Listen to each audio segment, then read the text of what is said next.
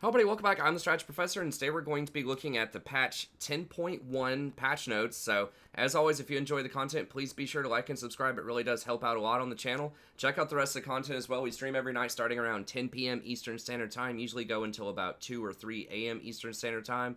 I try to be very conversational, answer any questions that you might have, explain a lot of what I'm doing in the game.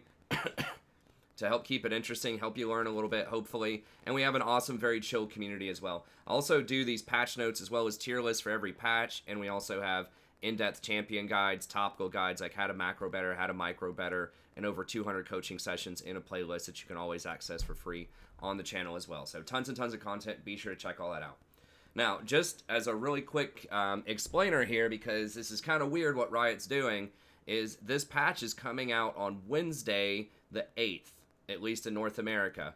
But the new season does not start until Friday the 10th, I believe. Yeah, Friday the 10th in North America. So it's a little weird that the patch is coming out and that you can play with all of these changes, but it doesn't start like the new season yet. I assume they're just wanting to start it over the weekend and trying to get people to just like spam games all weekend or something, because a lot of kids are back in school. So that's the best guess that I have, but I don't know. It's very bizarre. I don't remember them ever doing this before, and I think it's going to confuse a lot of people for the next few days that might think Season 10's already started. But anyways, let's go ahead and get in here. Just wanted to explain that because I know I'm going to get a ton of questions about it. I probably still will on stream over the next couple of days. Okay, so Sett is coming out. I'm not sure. Sometimes with these new champions, they release them like a couple of days after the patch comes out for some reason. So I don't know if he's going to be released like right when the patch comes out or a little bit later. But he will be out on this patch. And we'll just have to see. To be honest, I haven't watched a lot of Sett gameplay. I watched some. He didn't seem like super interesting to me as primarily a support player. But he's okay. It is noticeable that he has a large starting health pool of 600, and he has a lot of health regen. He has the 9.25 health regen, pretty good armor, and good movement speed. So his base stats are all really high. And he does get extra healing off of his passive as well, this grit. So I think he's going to be a pretty resilient trader in the top lane. And overall, his damage numbers look pretty high. Basically, every single time he attacks, he's going to get a second attack pretty quickly. So it's almost like he has a built-in like double attack or auto attack timer, because after he attacks once, then his next attack is going to gain extra range, and it's going to be 8 times the left punch's attack speed. So that's basically going to be the attack speed cap, pretty much.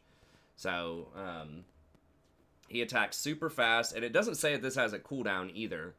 So I assume that it's just like, punch, punch, punch, punch, punch, punch. He's just going to keep hitting people often. So he's going to do a lot of damage. I think, and his other abilities do quite a bit too. So he's got this knuckle down, like he has a ton of different auto attack resets too, or at least the Q does. And I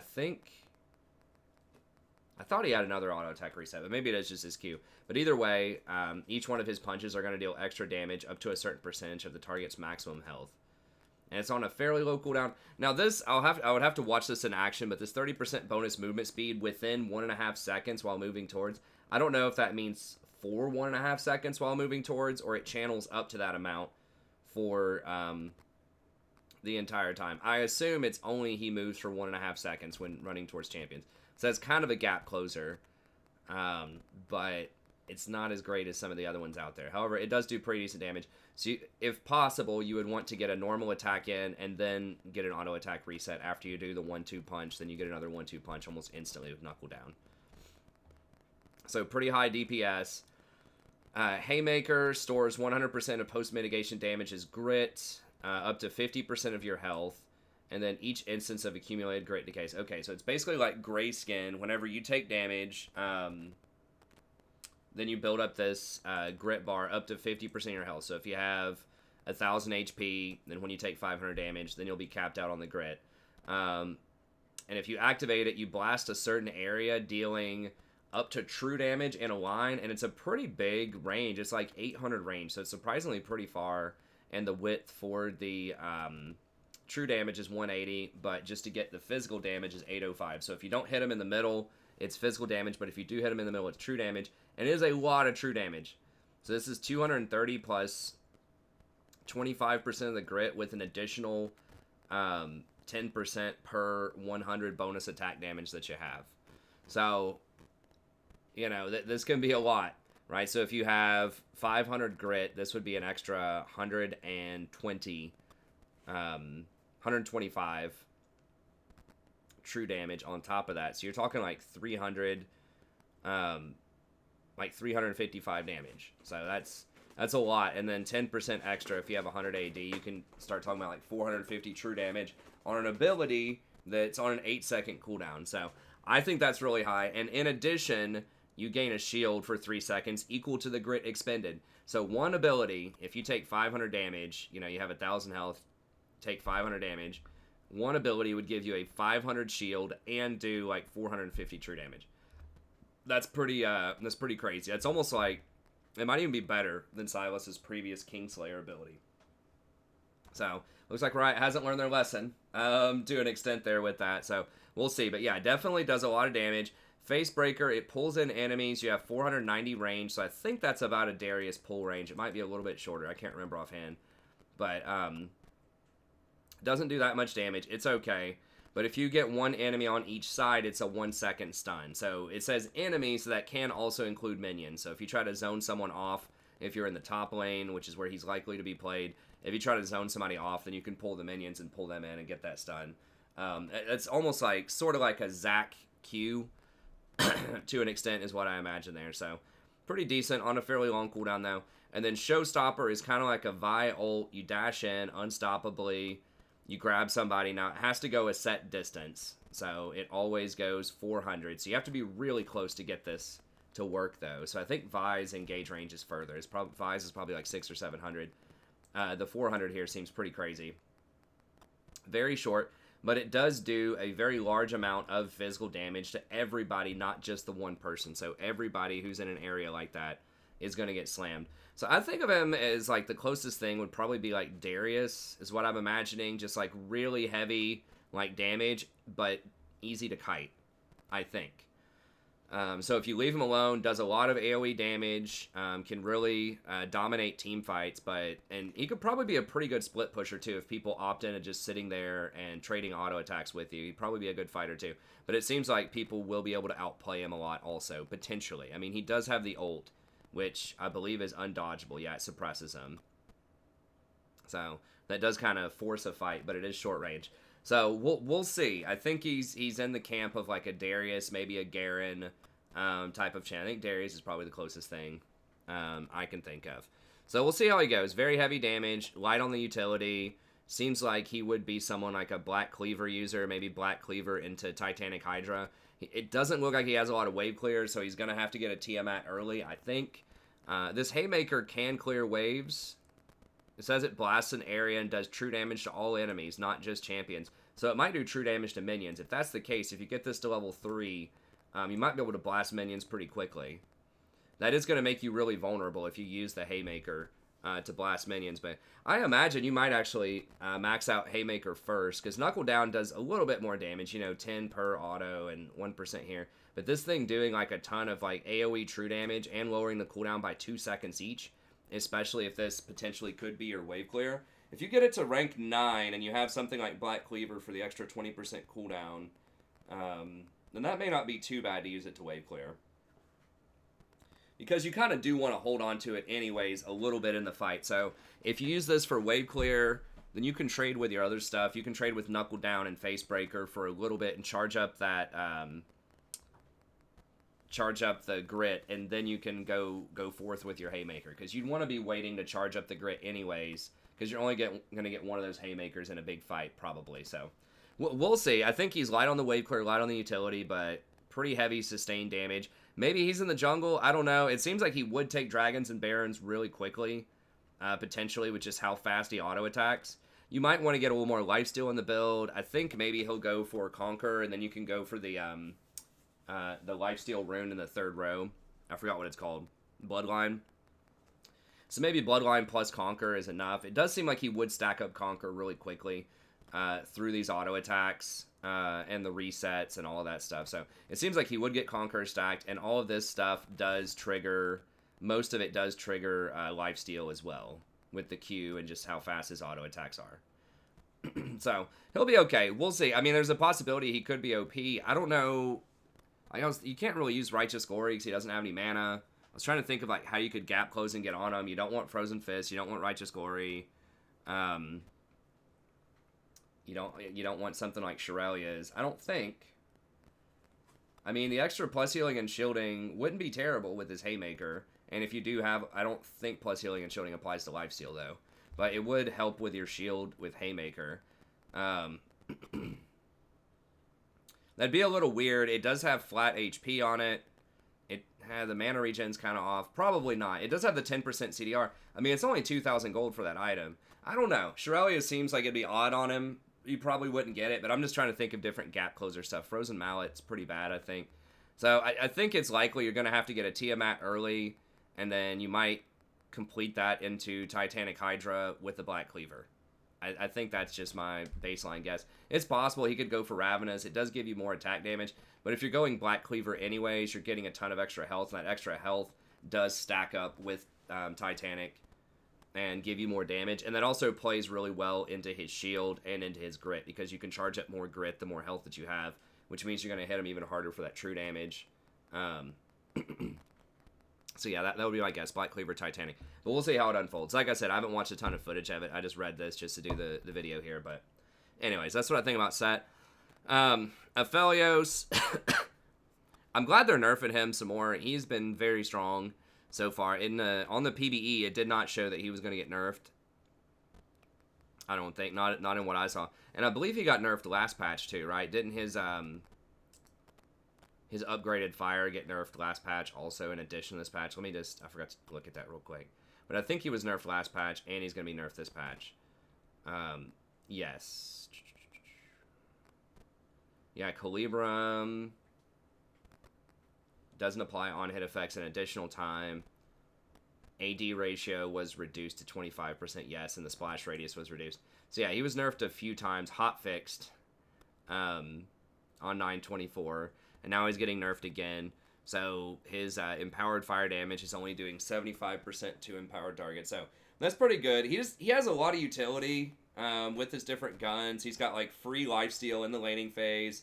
He has a really easy to land route that sets up for fights really well with his Gravitum. He has that tower so that he can, stack up his, touch somebody and then apply his offhand weapon. Really well. He's just got all these little combos. He's got like a ton of wave clear with his flamethrower, a lot of range with his sniper rifle. So he's just got a lot of different things for different situations, and he just does a little bit too much. So I'm glad they're nerfing him a little bit. He did have like a 60% ban rate and like a 53 or 54% win rate. Yeah, so he had a 53% win rate and like a 60% ban rate. So something obviously had to be done with him. So I think he'll still probably be pretty good. I like hitting his movement too and his health. So just kind of doubling down on the, just really making him a very heavy damage dealer with good utility. But if you get a hold of him, you can blow him up. So I kind of like these changes at the beginning. And then just dialing back his AoE flamethrower. It's pretty good. Aurelion Soul, I'm not really sure why they're nerfing this champ. I mean, he does have a high win rate at 54%, but his play rate is so low. And this feels like this is a lot of damage nerf early, right? Like, it's 4 damage off. But you got to remember, that's every single orb that comes through, and those orbs get empowered by his other abilities. So, like, hitting the base number like that is pretty huge. So I'm not really sure. Like, I'd never see this champion in solo queue. So, that doesn't mean he's not good. It just means, like, is he that much of a problem? I don't know. But anyways, he's nerfed. Alright, Azir, they're saying he got nerfed by the Conqueror changes. I guess, a little bit. They're giving him a little bit more base damage, 25 here, 75, strangely enough, at level 11, which is a little weird to me.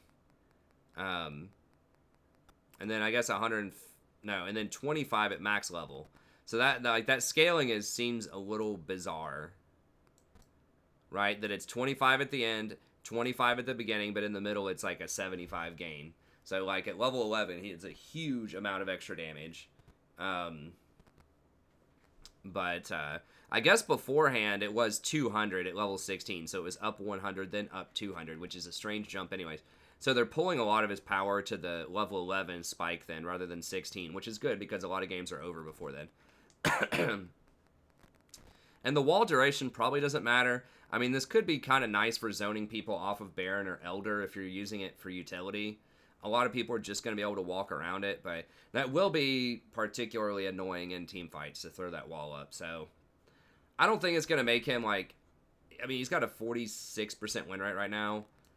He might go up a couple percentage points. I don't think he's going to be like that insane right now, but who knows? We'll see. Corki, probably not going to matter. It's only at level 11 you get 10 more damage per rocket, and at level 16 you get 20 extra damage per rocket. I just don't think that's going to matter at that point in the game. I mean, it's possible, but I just don't really see Corki coming back. His scaling is just not really that great. Like, he, especially as an ADC, he has no attack speed steroids, so he just doesn't really scale that well with on-hit items or attack items. Crit's like okay. Most people go Trinity Force. The Trinity Force buy on him is pretty good because he can use those rockets fairly often, you know, to trigger Trinity a lot in fights. But his abilities just don't really scale. Like his Phosphorus Bomb scales off of AP. You know, his like W is Escape. I think that's his Escape is his W. Doesn't really do a lot. Gatling Gun, you know, does shred some armor and things like that, but it doesn't have a great ratio on it. So, he, you know, once you get your Trinity Force and then like maybe your Rapid Fire Cannon, just to hit people at longer range, you really don't scale that much after that. I guess you can go like Infinity Edge. I mean, who knows? Maybe he could go Storm Razor or something, and people just aren't doing that yet. But I just don't really see him coming in. I think he's really outdated, and that most other AD carries are just going to be better. He has played mid sometimes in the past, like from time to time, but I think that's in specific matchups. I'm not 100% about that, honestly, but I just don't think he's going to come back that much.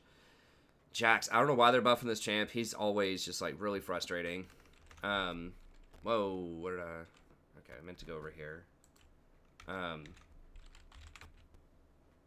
Yeah, I mean, he's at 51% win rate. Now, this could be a really huge buff. I didn't know that this worked that way. Gensu's Rage Blade now works with his ultimate. I thought his ult always applied Gensu, so apparently it didn't. So now it's going to be even more damage if you want to get a Gensu's on him, because it's going to trigger that third hit passive, stack it up a lot faster, and put out a lot more damage. I still don't think a lot of people are going to go Gensu's on him. It's kind of a greedy item, because he already does a ton of damage off of just Trinity Force most of the time. Like, maybe if they have a ton of tanks on their team. But I think that a lot of people are just going to go, like, Trinity Force, Sterix, defensive items after that, because he already does like a ridiculous amount of damage off of just Trinity Force. So we'll see. But yeah, that could make Gensu's in certain matchups a lot more appealing. Maybe especially for jungle Jax, if you're trying to think about like sneaking Barons or something like that. Maybe that would come into play a bit more, but it's another option that's on the table. Okay, Jayce. This champion's pretty bad in solo queue. I don't think this is going to fix it. Like, what Jayce does is he's a really good lane bully, but he falls off super hard late game if you don't snowball with him. Because he doesn't have that many abilities to help him macro. Like, he can run around the map, but he has to get into close combat to do most of his damage later on in the game, and he's very squishy and has very limited mobility. So he can jump in, but he can't, like, do much else after he does that. So I just think he's too squishy for a champion that has to get that close. And it makes it really difficult for him to team fight. Now, he can outplay, especially in the early game. So you see, you know, sometimes he can completely dominate, particularly like Korean or like some of the top-end Chinese players really like to play him. But, Sadie, what are you doing? But for solo queue, I just don't think he's going to be that good. Okay, Kalista, she's getting a little buff. I don't think it's going to matter. You know, team fights, she's going to, like, around level 6 or so, she's going to have, like, 66 more HP and 3 more armor. It's not going to matter. Like, what's holding Kalista back is it takes her too long to do damage in the mid and late game.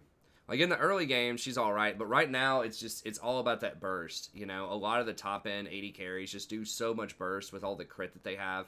The Storm Razor, Infinity Edge, and then all the crit cloaks. You know, your Jhin, your Misfortune, Aphelios. All of those champs are just going to do way too much damage for her. She really wants to, like, have more time like she doesn't even do that great against tanks. But she really just wants more time to stick her spears into multiple targets in team fights, I think. Now, she is pretty good early. She does have really high mobility, so she can tank stuff, and she can chase people down. She has good utility off of her ult, but I just think she's missing too much. In the pro scene, she was popular because you could combine her Rend, her E, with the jungler's smite, and it basically ensured that you got the objective, that they couldn't steal it from you. So that was super powerful, and they took that out of her kit. They like nerfed her Rend tremendously against monsters. And they just kind of nerfed a lot of the stuff that made her good in pro, and she was never really that great in solo queue.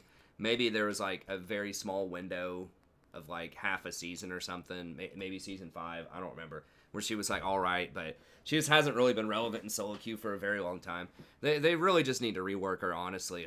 I think they should lower the cooldown on her ult and just like make that really high utility, and then if they need to nerf some of the other stuff, that's fine. Yeah, right now she's just not in an amazing place, and I don't think this is going to change much. Okay, Kassadin. His champion's just really obnoxious. I'm glad he's getting nerfed. He's just too consistent for like what he does. Like, there's not enough risk to this champion. There used to be where you could completely get stomped in the mid lane as Kassadin, and then you know, maybe you just never get back into the game. But they've added so many different ways for him to stay in the game through different kinds of sustain. I don't know if people are still doing the build on him. I could look, but people just go like fleet footwork, like taste of blood. They'd go like 4 or 5 different sustain runes. And that just made it, yeah, they're still doing that kind of troll build where he just gets so much sustain through Taste of Blood, Ravenous Hunter, Fleet Footwork. Now he has Presence of Mind, which gives him a lot of extra mana to restore whenever he gets kills and assists, which is really solid. And he's got the Tenacity. You could even go Bloodline if you're going real hard on him. But a lot of people are going Tenacity, I guess, and then Coup de Grace. It's just too much sustain, and you can't really punish him through the lane. And he does end up getting Catalyst pretty early as well for Rod of the Ages. That's even more sustain.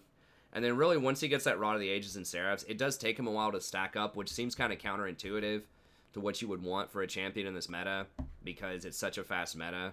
But he just takes over the game. He has so much mobility, does so much damage, and he's just so hard to kill.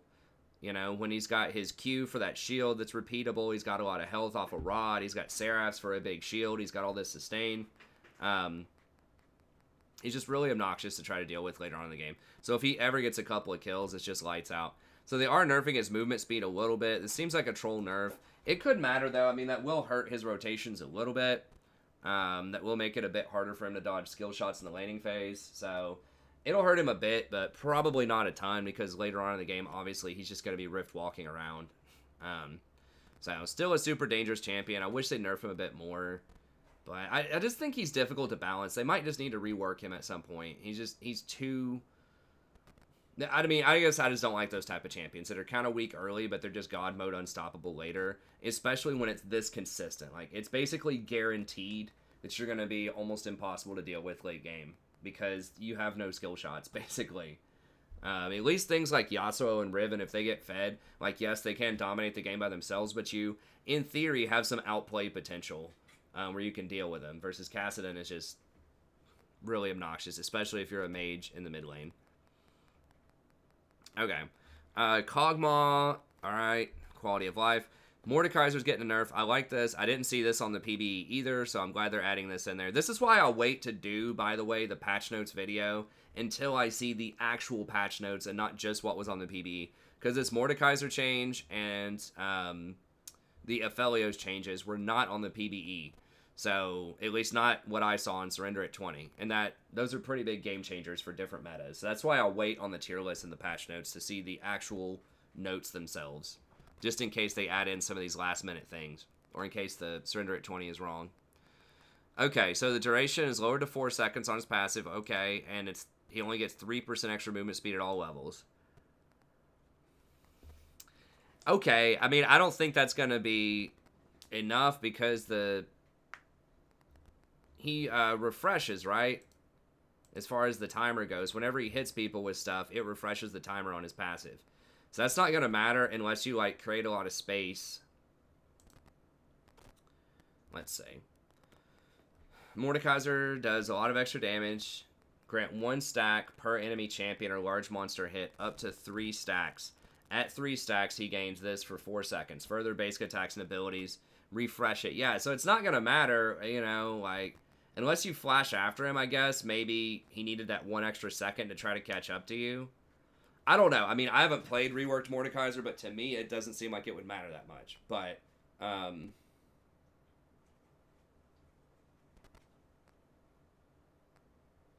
yeah, so he does damage with the circle. So as long as they're in the circle, it's up permanently, right? Or am I reading that wrong? Further basic attacks and abilities against champions. Refresh this. Yeah. So it keeps doing damage. So it keeps refreshing. So I don't know. I mean, I guess if you get out of... If you dash or something to get out of it, and then you can kite him for 4 seconds instead of 5 seconds, it turns off. So maybe that's worth... To me, it doesn't seem like a huge change. The 3% could matter at level 6. Losing the 3% movement speed could definitely matter. I don't know. Maybe it's matchup specific. It feels like later on, losing the 6%, probably not that big of a deal because you're going to have Rylai's by that point anyways. Probably at level 11, and you're probably just going to be ulting them and putting them in the spirit realm anyways. So I don't think this is... I don't think this is a huge change, but maybe it is. I don't know. We'll see. But I expect him to still be a powerhouse damage dealer. They just need to dial back. Like, he just does too much damage. And he's, like, too tanky for what he is. So, anyways, I still think he'll be really good. Nami, they're changing her E to where it empowers the next 3 basic attacks or abilities. So... There are some instances where maybe this would be a little bit better. Remember that it only does 33% of its damage. This could help with wave clear. Now,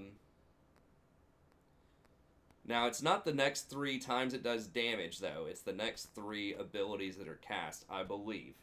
So that means that, like, Misfortune can't just press E on somebody and trigger, like, 3 Nami stacks instantly. For example, which...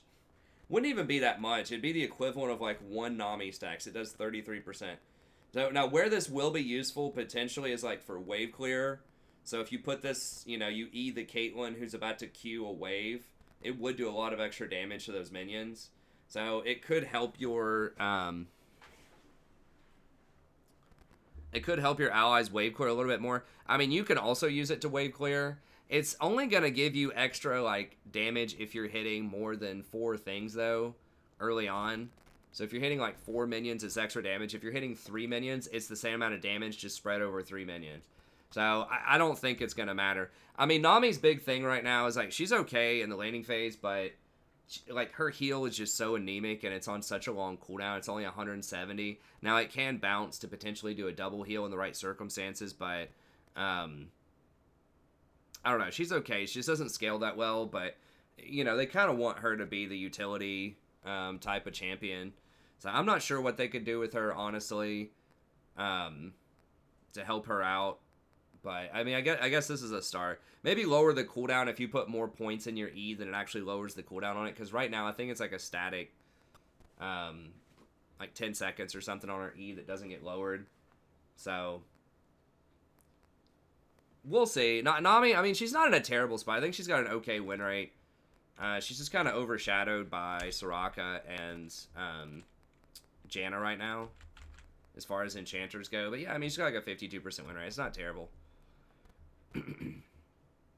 So yeah, interesting change. Probably not going to make that much of a difference, though. It's possible. Like, if you have an 80 carry that harasses a lot with spells, maybe that could add up. But, like, well, it already applied on Ezreal. Well, it's like a Gen Grenade, Misfortune E, Misfortune Q. Like, some of that stuff can add up, but we'll see. Okay, Sejuani. This also was not on the PBE, so health growth up by 5. Probably not going to matter. Level 6, you're going to have 30 more health. The Frost Armor, now it scales on 50% of your bonus armor and 50% of your magic resist. That's pretty significant. They nerfed that so much from what it used to be. But that is pretty significant. So that'll help her out a little bit. And then her Permafrost gets an extra 40 damage at max rank. I think you max that second, so it's not a huge deal early on. It's for more like the mid game. I think you max your W and then your E. So we'll see. I think that she's been kind of in the gutter for a while though. Yeah, 47% is pretty bad. If you want a tank jungler, there are probably a lot better options out there. Like Nunu is really good right now. Mundo's pretty good. Warwick's pretty good. Volibear, surprisingly, is actually pretty good in a lot of circumstances. Vi can be somewhat tanky if she wants to be. She's solid. So I think there is better tank options out there if you want that. Okay, Shyvana. Now if you kill the Elder, you get an extra 5 armor and magic resist, as if that's going to make a huge difference at 40 minutes in the game when you get Elder. But whatever, it's there. Flame Breath. You get a little bit of extra damage on hit, so that's really for the on hit Shyvanas, which I think is terrible. Like the only way to play Shyvana right now, like to have any sort of viability, I think, is to play her AP and then just to like spam E's and try to one shot people with like a poke Shyvana. I don't even think that build's that great right now, but it's okay. And that's partially what has me a little worried about Sett, is that, like, Shyvana, you know, who gains all this movement speed, and she jumps, like, right in the face of the enemy, and has a lot of, like, extra on-hit damage and things like that. Even she can't stick to people and get a lot of damage in there, so... I don't know. Sett is different. Sett does have other, you know, gap closers and things like that. Let me just look up Frozen Mallet real quick. I mean, I assume this item is complete trash because I haven't used it before, and almost nobody gets this, but now that I mentioned Shyvana, like, the AD Shyvana does get this. Slow your enemy by 40% for 1.5 seconds. I think Gnar, like, some builds of Gnar may have got this in the past. I don't know. The damage on it's pretty low. The Sett really does like HP though, because that helps him out with his shield and his haymaker damage. So he does like HP, but he also likes AD a lot because he auto attacks a ton. So I don't know. I mean, maybe it's possible to go something like Frozen Mallet on him, but it seems kind of dicey. It seems he's probably just gonna want a Cleaver Hydra, but he's gonna have to have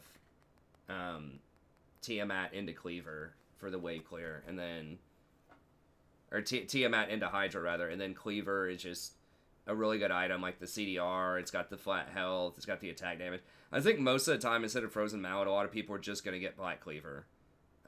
It does even more attack damage. Has a little bit less health, but it's got the cooldown reduction. And it has that very unique ability for the extra movement speed with Rage and the extra armor shred. So that's pretty much why nobody gets Frozen Mallet, is just because Cleaver is going to be better most of the time.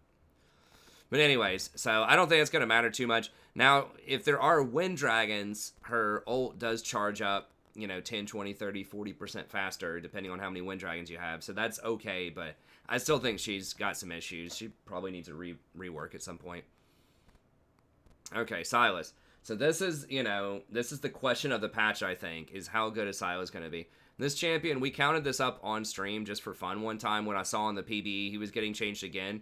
He has literally, I believe, now I don't remember if it was counting this patch or before this patch, but I think he's in this ballpark. He had 98 changes. 98 changes. And he hasn't even been out for an entire year yet. Like, what? They just don't know what they want to do with this champion. It's like, is he a jungler? Is he a solo laner? Is he a tank? Is he a burst mage? Like, they just can't decide, like, how to balance. And they keep wavering on the same abilities. Like, they've changed each one of the abilities, like, 10 times or something. Like, no joke. Like, literally 10 times on almost every ability that he has. Let me grab him on here real quick and just look at this. I just want to show you this. Like, just look at this, okay? I'm not even going to count them again. But just, like, look at the text.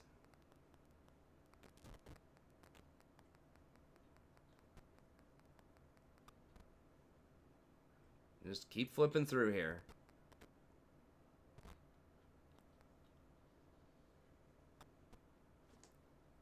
Still flipping. Okay. Like, that's less than 1 year. He came out in 9-2. Like, there are literally champions in League of Legends. I'm almost positive. Now, someone can fact check this for me. But I'm pretty sure there are champions in League of Legends that have been around since Season 1 that have not received that many changes. Like, now I'm curious. Now, we got to go down this rabbit hole real quick. What about, like, Rammus?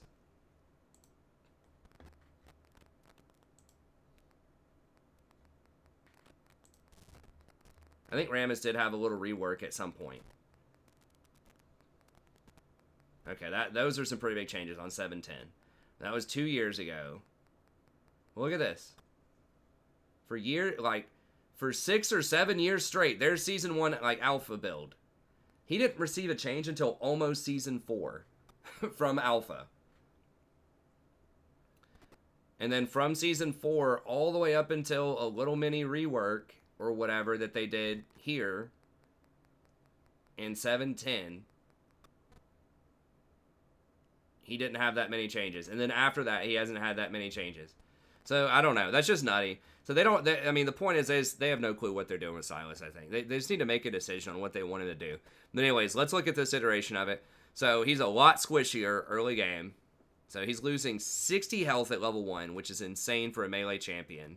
Now, he is gaining 20 per level, so I guess by level 3, he has the same amount of HP, and then after that, he does get a little bit tankier. He loses 5 armor, but he's gaining 1 armor growth per level, so level 5, he's going to have the same armor and scale up. So after, like, level 5 or level 6, he's going to have more health and armor, but he's going to be a lot more abusable in the lane. And he has 7 less magic resist, but scales up at half magic resist per level. So that's not going to make up for itself until level 14. So he's a lot squishier in the first few levels, but about the same in the mid game and arguably a little bit stronger like later on in the game. Okay, Petricide Burst has a little bit more scaling on it, 0.25 instead of 0.2. Lower radius, so it's going to be harder to use this to wave clear. You're not going to hit as many people in team fights. However, he does gain 60% attack speed when he triggers it. So he's going to be able to unload those charges really quickly. And don't forget that includes like his normal auto attack damage, not just that bonus damage. But actually it is the 1.1 total attack damage does include his bonus. It does include his base damage. So I stand correct on that one. Hey, thanks for the sub. I appreciate it. But anyways, he gets to attack like a lot faster with that. So that's pretty handy. You can charge up, you can save up to 3 stacks. That will be better if you charge it up and go for all ends. And do you have to hit champions to charge it? I'm trying to remember. Casting any ability charges it for 4 seconds. Okay, so you can charge it, but it only lasts for 4 seconds. And the abilities have a fairly long cooldown, so you're going to have to like use those charges pretty quickly. So if you spam stuff together, I guess if you spam like Abduct, Kingslayer, and then Chain Lash, then you have 3 charges stored up. Okay. Executes secondary minion targets below 25 health. Okay, so it does less damage, or has less radius on minions, but it basically deals an extra 25 damage if they're at low health. So that's going to make sure that you don't accidentally like allow your minions to kill their minions. So that's pretty good. That's a nice quality of life. A lot of people might goof that up. That's a nice quality of life. Okay, so that's good. Chain Lash. Cooldown's going up a little bit at later levels. Chain damage is down by 45 early on, and the ratio's down. However, so you're losing 0.2 here. However, you're getting the 0.2 ratio here, and this is going up by almost 100 damage. It's 95 damage up. So you're losing 45 here. You're gaining 95 here. So if you hit them with both parts of the chain, you're gaining 50 damage, which is a lot. It does less damage to minions, though. 60% damage instead of 45. It doesn't slow enemies for 2 seconds, so they're going to be able to walk out of this a lot easier. And it's just a half a second, or it's 0.6 second delay. So a lot of people are going to be able to walk out of it. That's a long time to walk out or dash out or whatever without a slow on you. So maybe if you have a slow in your kit, I don't know. You probably don't want to do Rylai's. That seems kind of goofy on him. But maybe if the chains do that much more damage, maybe Rylai's. I don't know. But yeah, so in the best case scenario, you're doing a lot more damage, but realistically, most of the time, you're going to be doing less damage on the Q. Now, Kingslayer. Okay, bigger AP ratio, so this was neutral. This was bigger ratio. This was bigger ratio. Cooldown is lower at higher ranks, which is good. You no longer deal 40% or 50% extra damage at targets below 40% health. That is a huge nerf to damage. Absolutely massive nerf to damage. So before, if they were below a certain threshold, you deal 300 damage. Now you're just dealing 200 damage at all times. That's a massive, massive hit to his damage. And then heals more bait, so you lose 100 damage right there in that rotation. However, he does heal a little bit more, 25% more when he's at 45% or lower health. So he's going to get a little bit of a bigger heal. So maybe this favors like a more bruisery type of build, like with Spirit Visage and Iceborne Gauntlet and things like that.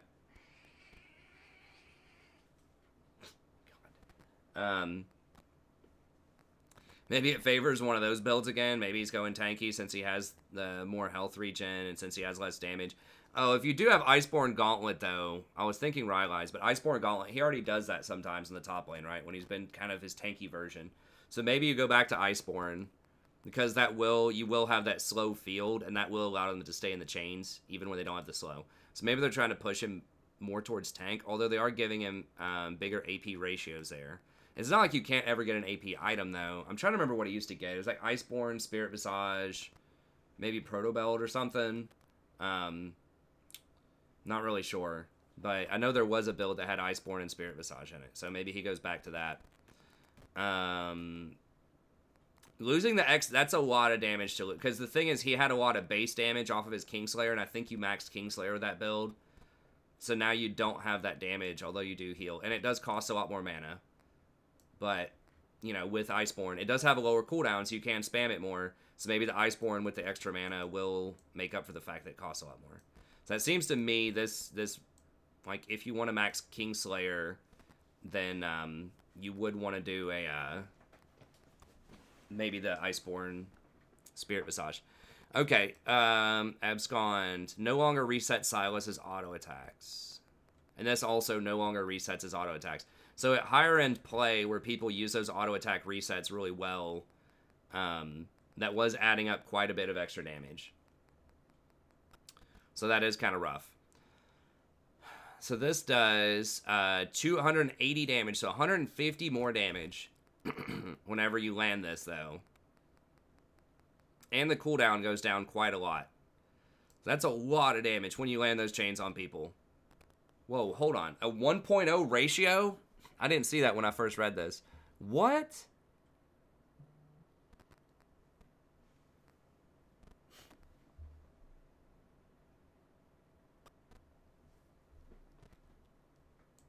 Oh my god. Okay, so 150 damage plus a 1.0 ratio. You get the 1.0 ratio regardless. Okay, so that means, so gaining 150 there, plus a 0.8. Losing 100 here. So he's still plus 1, so he's still plus 50. Gaining 0.2, so that's a 1.0. And then gaining potentially 40 here.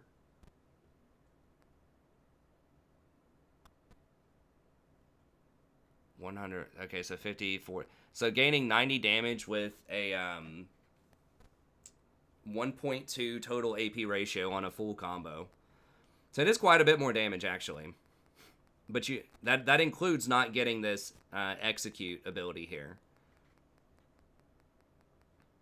And then that no longer, but he is losing auto attack damage. So I think for people that aren't pros, like losing the auto attack resets aren't that big of a deal because a lot of people don't use those correctly anyways. But gaining whatever that number was, like 120 damage or a 1.2 ratio with 90 damage, is pretty significant. However, you're going to have to max abduct to get that. Oh, he no longer gains a magic shield for 2 seconds. Okay. That was a big shield, wasn't it? Yeah, they haven't updated this yet. Yeah, wow. Because he gained a 100% shield. AP shield. With... And it was at 220 when you had it maxed. Although I don't think you maxed that. I think it was pretty low. Wow, so he loses the whole shield off of it, though. Why can't they just make straightforward buffs and nerfs? Why do they have to keep, like, making this so complicated? I don't know. So if you want, like, for this to be a buff, I think you have to max E abscond. And you have to go, like, heavy AP and max E abscond. And you have to hit those chains. But if you do hit those, you know, you might one-shot people. Because you can hit them, hit the chains, chain lash, Kingslayer, and that might just kill them flat out. Would the tank build work anymore? Like, it would be good with the Kingslayer. You could do a lot less damage, but you heal for more. You'd have a slow, so you'd get the extra damage off of the chains, which is significant. If you don't get that second part of the chains, you're not doing damage.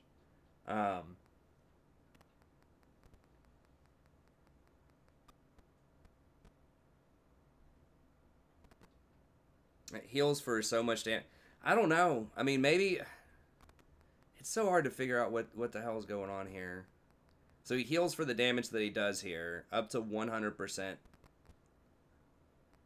I think it's Iceborne, like maybe top lane, Iceborne, Spirit Visage, Kingslayer max with Chain Lash secondary.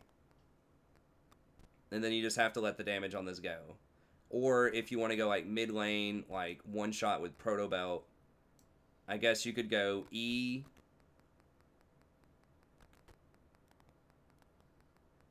to dash, Proto Belt, E again, hit him with it, and then one shot him with Kingslayer. So that would be Abscond max.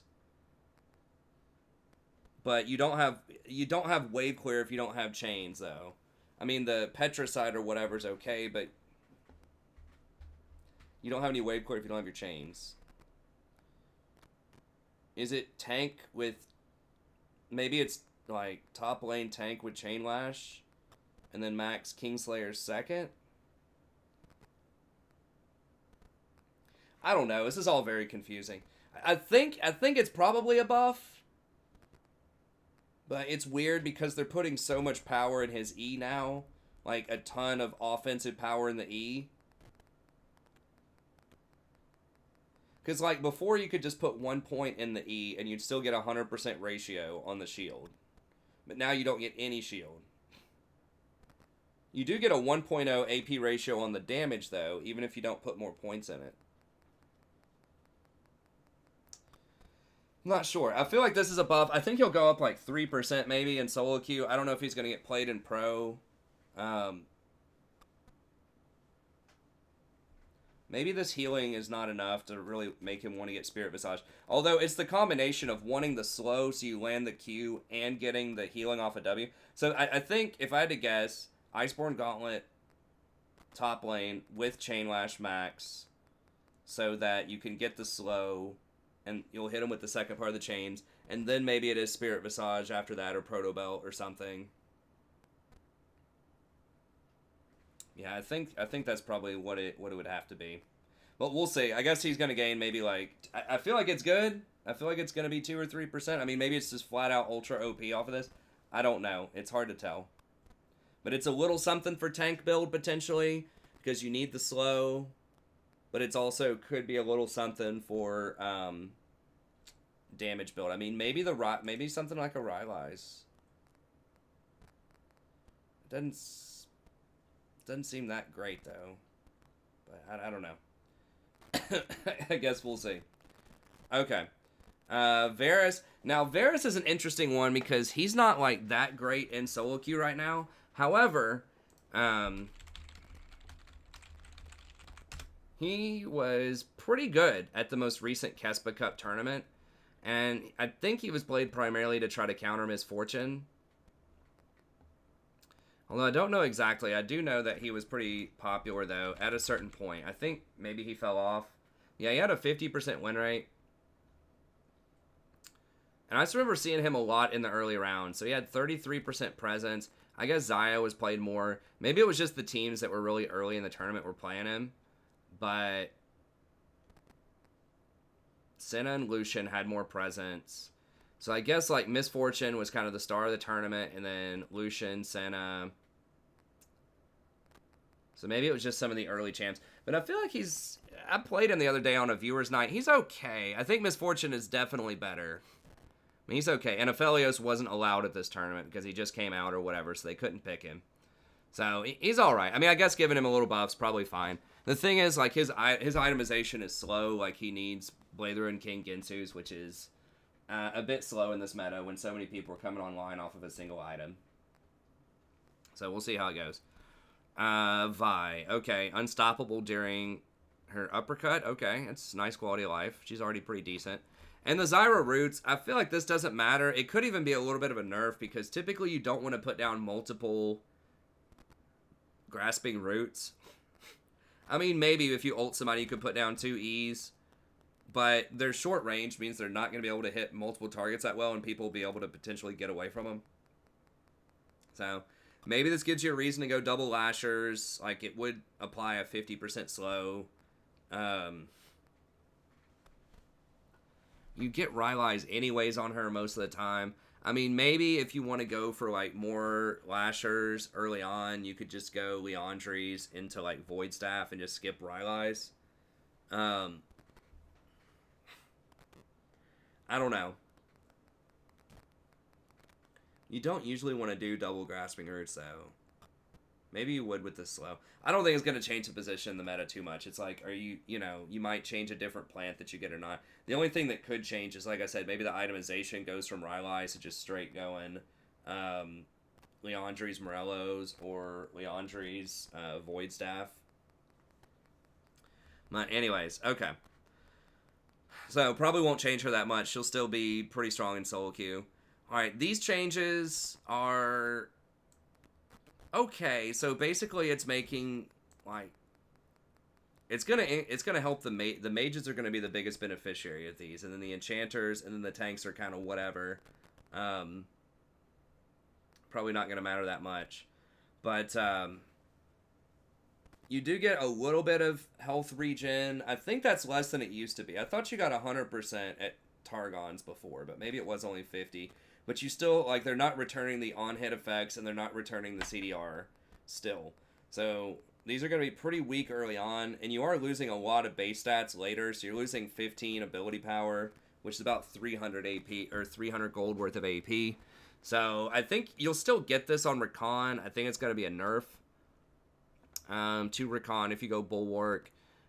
It's possible that you go Frostfang on Rakan after this, but I think you'll still probably want Bulwark. This item was really, really good. On someone like Soraka, I'm not sure. Maybe a lot of it's going to depend if you want to go for Athene's Unholy Grail. So what they're doing is basically this. You're losing 300 gold, but you're gaining regen. This is about the same. You're losing about 300 gold off of that one. Same thing with this one. Now, these, the Frostfang and the Shard of True Ice, you're actually losing, like 420 or so gold, because you're also losing 50 health, which is 2.66 gold each. So you're losing even more on the Shard of True Ice and the Black Mist. Why I say some people might want to switch over to, someone like a Soraka might want to switch over to Shard of True Ice is because if you get Athene's Unholy Grail, the extra 100% mana regen converts over to 20 AP, which makes up for the ability power that you're losing right there. So if you get Athene's, then later on it's not going to matter. It's not going to matter as much.